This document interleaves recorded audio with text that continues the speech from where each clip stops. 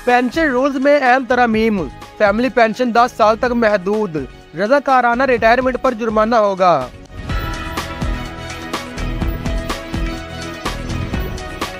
वफाकी हुकूमत के मुलाजमीन के लिए अहम खबर है कि फन्नास डिवीजन ने पे एंड पेंशन कमीशन 2022 की सिफारिश पर वफाकी मुलाजमीन की पेंशन रूल्स में 3 अहम तरमीम कर दी है।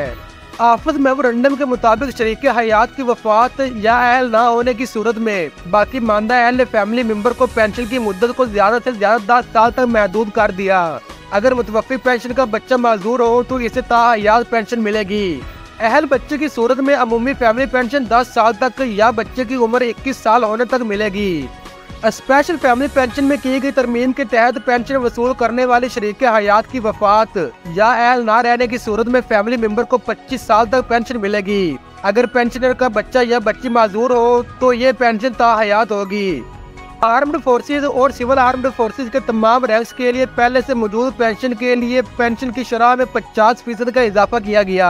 ये पेंशन अहले वारसों को ट्रांसफर की जा सकेगी। तीसरी तरमीम के तहत रज़ाकाराना रिटायरमेंट लेने वाले मुलाजमीन को पेनाल्टी लगेगी। नई तरमीम के मुताबिक अगर कोई मुलाजिम 25 साल सर्विस के बाद रज़ाकाराना तौर पर रिटायरमेंट लेगा तो इसे पेंशन में कटौती का सामना करना पड़ेगा।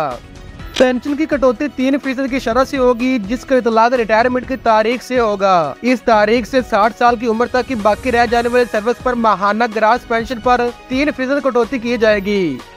इन तरमीम का बाज़ाब्ता नोटिफिकेशन जारी कर दिया गया है।